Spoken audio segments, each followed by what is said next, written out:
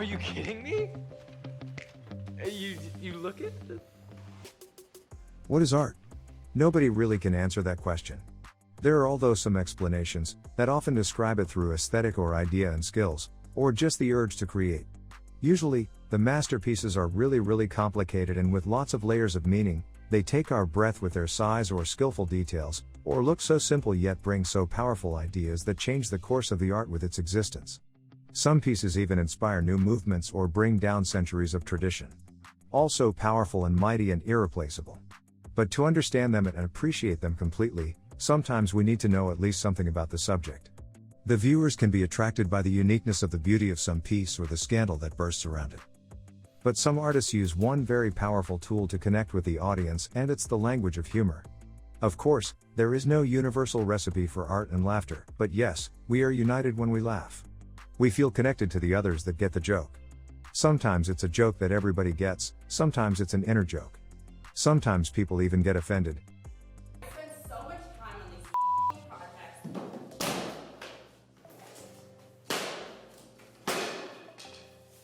This is But that's the risk. While talking about contemporary art, people expect to be involved in process of decoding the piece, to use their knowledge to dive deeply into the author's conception. 500,000? Terry, don't touch that! Terry! This journey can take a while and can be boring for some people.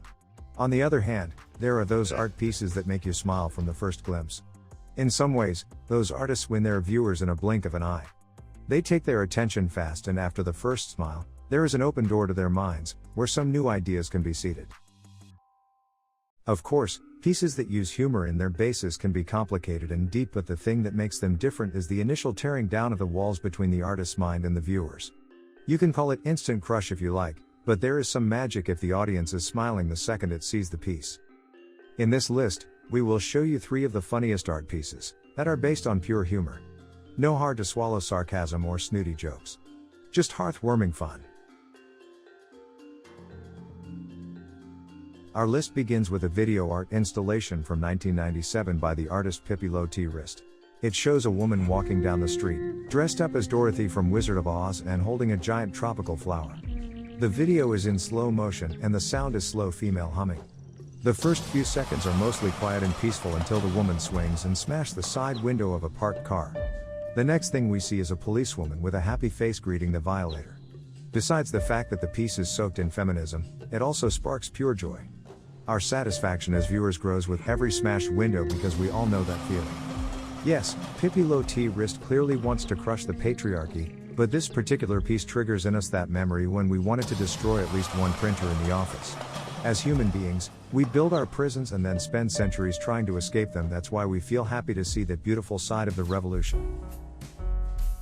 The next piece in our list is made by John Baldessari and is his punishment piece, as he refers to it in the letter that he sent to Nova Scotia College of Art and Design after he was asked to exhibit his works there.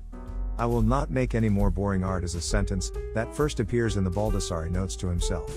So in response to the invitation, he sent instructions that goes like this. So some student scapegoats are necessary. If you can't induce anybody to be sacrificial and take my sins upon their shoulders, then use whatever funds there are, $50, to pay someone as a mercenary. The piece is this: from floor to ceiling should be written by one or more people, one sentence under another, the following statement: I will not make any more boring art. At least one column of the sentence should be done floor to ceiling before the exhibit opens, and the writing of the sentence should continue every day, if possible, for the length of the exhibit.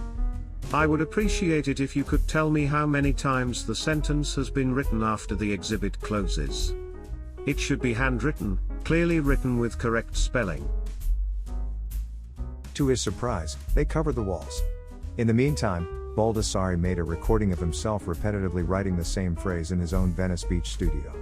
Before his promise to do more interesting art, he cremated his previous works and baked cookies from the ashes, so he really was done with the boring art. After that, he recorded "I Am Making Art," and made more than 200 shows with not boring art. Now we introduce you to our honorable mention. And it's the fountain. Maybe most of you expected it to be our number 1. Fountain is the icon of 20th century art, and is the second piece from Marcel Duchamp, that was rejected by an art committee for a public show. He wanted to test the principles of his fellow board members in the Society of Independent Artists, which organized contemporary art exhibitions back then. He purchased a urinal from a sanitary ware supplier, signed it with R.Mutt, submitted it, and waited for a reaction. When it was rejected, he asked the leading photographer and gallery owner Alfred Stieglitz to take a picture of it, which later made the piece famous. The real urinal is lost now, but the replica is part of the Tate collection. Although made in 1917, that piece still shocks some viewers. The one reason it did not take first place in that list is the amount of importance for the art world that little porcelain piece brings with it. It's so well known and discussed that somehow makes it so serious that some people refuse to see the funny side of it. And now, our favorite part, the winners of the lists are two, since they use the same approach. The Mona Lisa smoking pipe, and Mona Lisa with mustache and beard. The spotlights remain on Duchamp, but actually, before he puts the mustache and beard on a cheap postcard with the face of Mona Lisa, Eugène Bataille, better known under his pseudonym, Sepek, makes her smoke a pipe. Sepek was making performances before it was a thing. He was a musician, caricaturist, illustrator, ventriloquist, and a lawyer by profession. He was part of a group called Hydropase, and their final act involved igniting fireworks that led to the panic evacuation of the near meeting hall. The smoking Mona Lisa was first shown in 1883, and later in 1919 Marcel Duchamp exhibit his LHOOQ. This ready-made is one of the long line of found objects pieces by Duchamp.